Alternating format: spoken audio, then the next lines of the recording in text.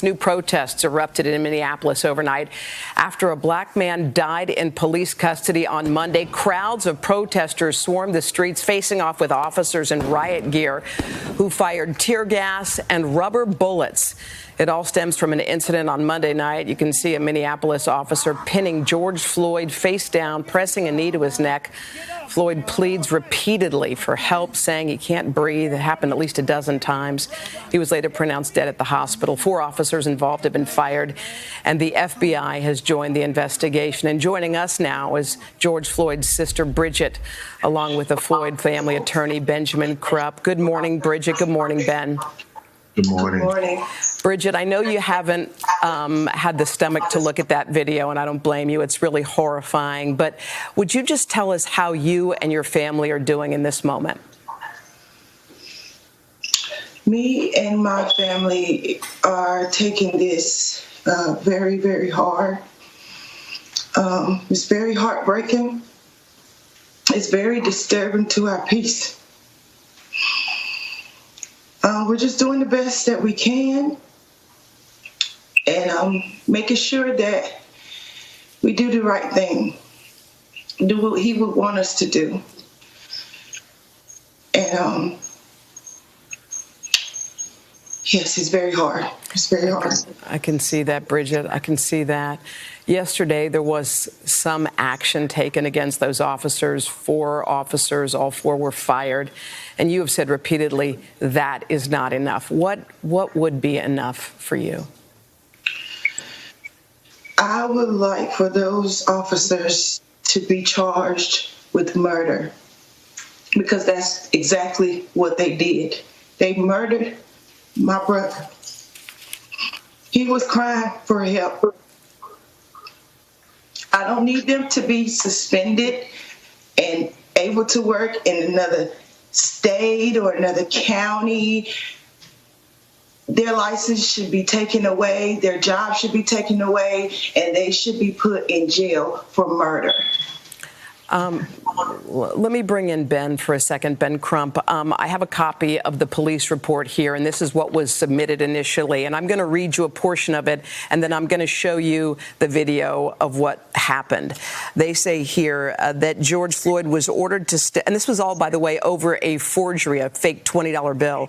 He was ordered to step from his car. After he got out, he physically resisted officers. Officers were able to get the suspect in handcuffs. Then this video emerged, Ben, that shows a different picture, doesn't it? Absolutely, Huda. And we have more video emerging, video from the businesses' surveillance cameras on social media. Attorney Crump, we have people sending us new videos that have not been shown yet.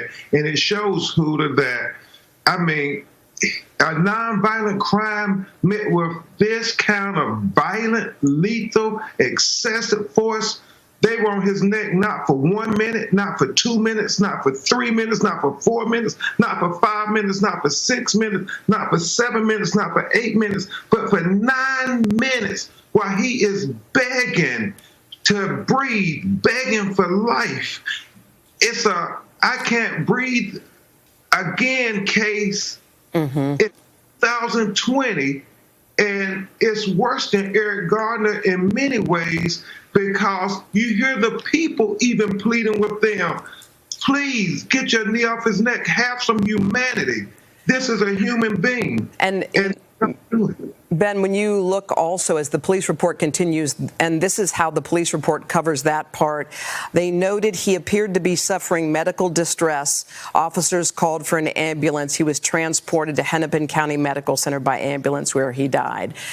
If not for that video of him pleading, of the bystanders begging the officers to basically get off of him, what would have happened with this case?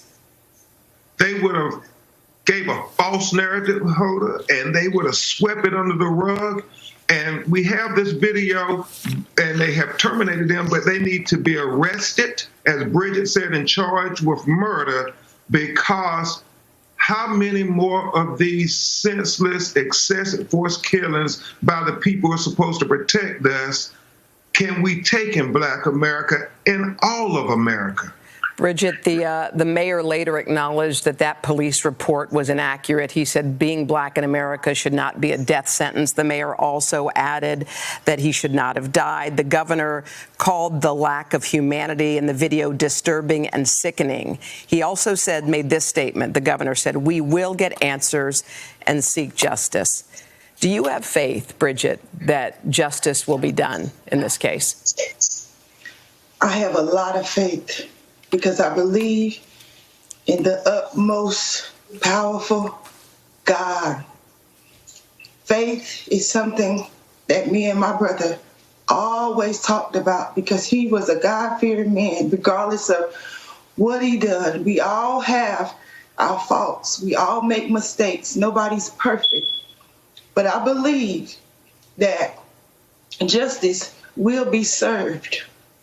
I have enough faith to stand on it.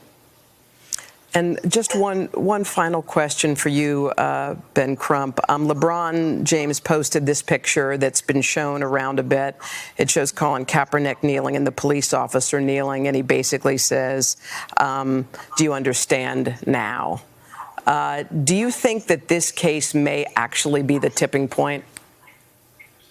I do, because when you think about 9 minutes, if you can take your cell phone and set it for 9 minutes and just sit there, America, and try to imagine a knee on your neck suffocating you and you begging to breathe.